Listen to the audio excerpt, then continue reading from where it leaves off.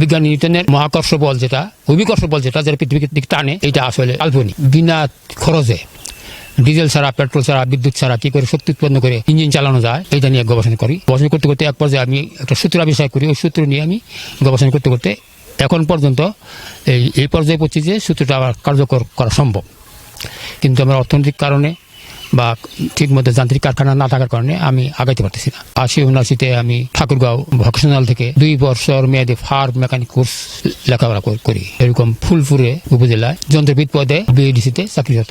Class 7 থেকে degree পর্যন্ত পদার্থবিজ্ঞান বই পড়া শুরু করি। পদার্থবিজ্ঞান বই পড়তে দেখা যায় বিজ্ঞানী নিউটনের মহাকর্ষ বল যেটা অভিকর্ষ বল যেটা যারা পৃথিবীর দিকে টানে এটা আসলে কাল্পনিক। এটা কেউ পৃথিবী কাউকে টানেও না, ধাক্কাও দেয় না। বায়ু চাপ প্রতি বর্গ সেন্টিমিটারে 10 নিউটন নয়, বরং প্রতি সেন্টিমিটারে 1 কেজি দূরের কথা 1 মিলিগ্রাম হবে কিনা সন্দেহ। অর্থাৎ 1 বর্গ সেন্টিমিটার বায়ুর ভর যত বায়ুর চাপও তত, এর বেশি না। এই জন্য মনে করছি বায়ুর চাপও যেটা তথ্য দেওয়া আছে এটাও ভুল, আর মহাকর্ষ বলও ভুল। আর বিজ্ঞানী নিউটনের গতিসূত্র নিয়ে চিন্তা করছি। গতিসূত্রের প্রথমটা বাহ্যিক বল প্রয়োগ না করলে স্থির বস্তু স্থির এবং গতিশীল বস্তু সুষম গতিতে সরল পথে চলতে থাকে।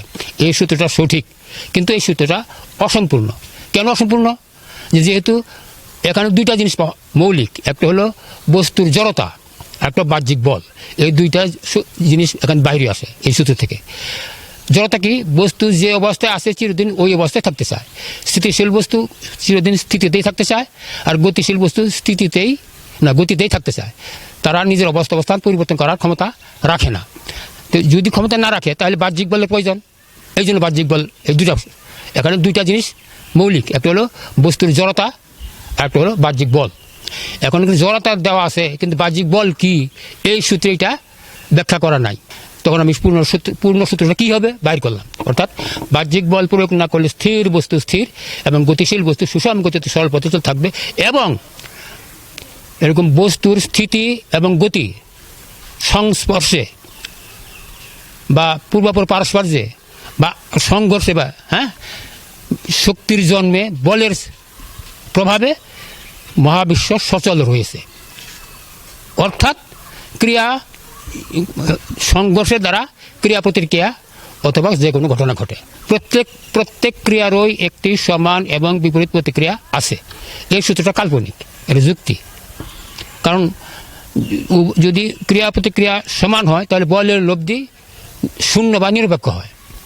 তো যদি শূন্য বা নিরপেক্ষ হয় মানে বস্তু স্থিতিতে আসিয়া যাওয়া, সুতরাং সূত্র গলত। আবার ওখানে যুক্তি দেওয়া আছে যে যদিও বলের লব্ধি শূন্য হয় কিন্তু বলটা 2টা ভিন্ন বিষয়ের উপর ক্রিয়া করে, এই জন্য বিপরীত গতি লাভ করে, এটা সূত্রে দেওয়া আছে। কিন্তু আমি চিন্তা করলাম যে 2 বস্তুতে ঘটনা ঘটলো, ক্রিয়া প্রতিক্রিয়া ঘটলো, এই 2 বস্তু ছাড়া আর তো অন্য কোনো বস্তু নাই। ভিন্ন 2টা বস্তুর উপর ক্রিয়া করে, তো ভিন্ন 2টা বস্তু তো নাই, ওই 2টাই যে 2টা ক্রিয়া প্রতিক্রিয়া হচ্ছে ওই 2টাই। সুতরাং এটা একটা যুক্তি মাত্র, এটা সম্পূর্ণ ভুল।